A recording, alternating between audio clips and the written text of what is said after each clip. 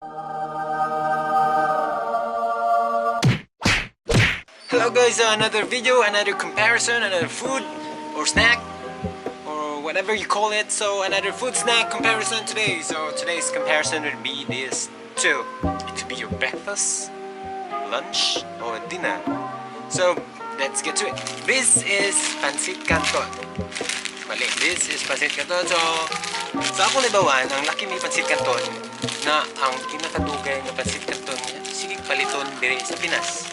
Sa ako lang nibalan. Sa inyo dira, mao ba inyong ginapalit? Ha? Diri sa Pinas, mga katanaw, mga subscribers, mga lads and lass. One day, nag-adto ko mod para mo palit o konsumo. Palit ako Pancit Canton. And na ako nakitaan nga unexpected nga naaman day sila ani. Bago lang dito kitaan eh. Ako nibalan nga kani sila kung ano ginawag noodles na soup na inana pa. So, kani siya ang quick chow. So, nanas lai Pancit Canton nga quick chow. Timing po kayo kay chili mansi man ni siya. O kani chili mansi po ni nara. Ako lang siyang ipalit po para ato i-compare sa yun ni pod kalami ang quick chow na Pancit Canton. Diba? Pag-andam na ako ang damon diri. So, nana ang rice cooker na dira ta magpabukal o ibutang na to ang Pancit Canton. Bago ta magluto, tanaw sa natong facts. Nutrition facts aning duha. Kay wala tantan po nato nga magpabukal bukal. So kana nanay tubig dia sa rice cooker. Ato sa basahon ng nutrition facts. So, ang pinaka-ilado nga Pancit Canton sa Pinas is, para sa ako is Pancit Canton nga Lucky Me. So, ang yung nutrition fact. So, yung nutrition fact na servings per pack, isa na siya, 60 gram. Calories, 270. O kuban pang angay tanawon dira nga dini nga unnecessary sa inyong pananaw. So, manata sa Pancit Canton nga Lucky Me. Sunod na to tanawon na nutrition facts sa Pancit Canton nga quick chow. Ito na to sa nutrition facts.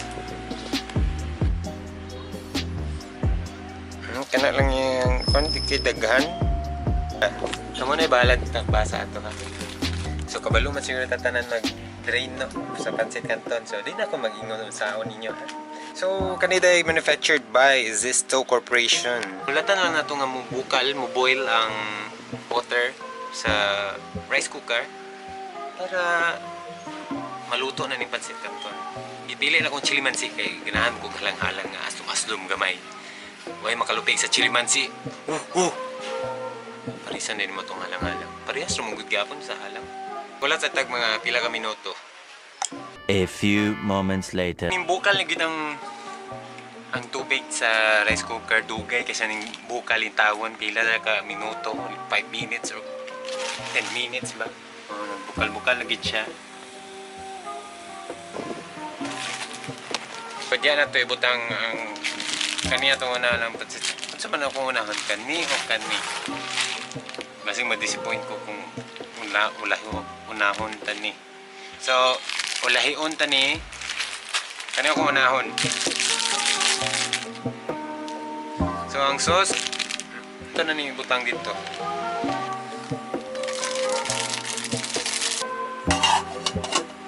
Mawala tag 2.5 minutes na ni-drain na to so, ang water. Pero di na to siya i-drain kay gamito na po ito ng tubig kay sayang ang init duger wag mo bukal. Wala na po tataw-taw lang. A few moments later. Mananagid siya ako nang kuhaon ni sa rice cooker and lutuon na po din ako ning isa ka Pancit Canton nga Lucky Me and atos ning tilawan nun sila may aning isa.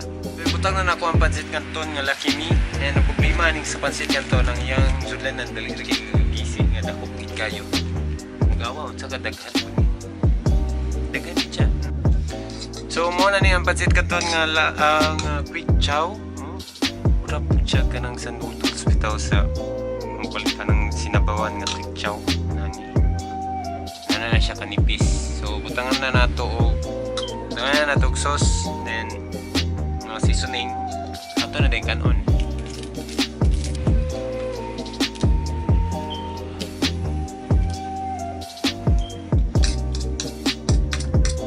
So ato na tilawan yung pancit canton sa quick chow. Nami ini siya na itlog yun, no?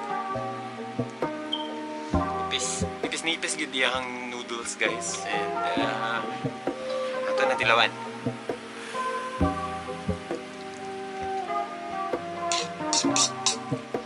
Ang iyahang kalamansi, igo gyud ang kaiso, and yung halang para sa ako sakto lang. Kaya siya ingon gyud nga halang. Para sa di kay gakaog halang nay halang, okay lang siguro ni sa inyo. Mag-isingon halang yun. Ang kaaslong bitaw na kalamansi. Mukhang di siya gamay sa yung noodles kung sa pagkang sa seasoning. Yeah, okay kayo. Okay biya. Huwag problema. So okay kayo ang pancit canton nga quick chow. Nipis yung noodles. Kung i-rate na ko ang pancit canton sa quick chow, mga 7. So, kung saan ako ning pancit canton sa Lucky Me o katon. Ano na akong pancit canton nga Lucky Me sa Darayahang Canton. So, as you can see, guys, mas nipis ning pancit canton sa buwan. Or nasayop ko. Nasayop ako? Comment below kung mas tambok ba ang pancit canton sa Lucky Me or sa quick chow. Pero sa ko tambok ang sa Lucky Me. Tara, nanang pancit canton nga Lucky Me, and na-mix na nakog tarong ang iyahang seasonings. So ato nang tilawan. Kinakaon naman to na kung sa quick chow kanina po.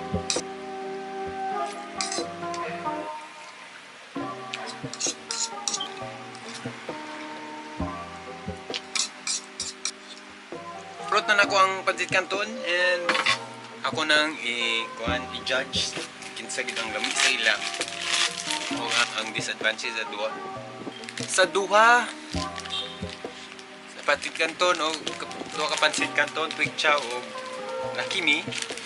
Ang ako maingon is from sa sudlanan palang daan ang Lucky Me. Okay kay sudlanan dali ra kay makatier para isa ra ka anaan dali ra gani guba diretso. Ito sa taman may nana on gina.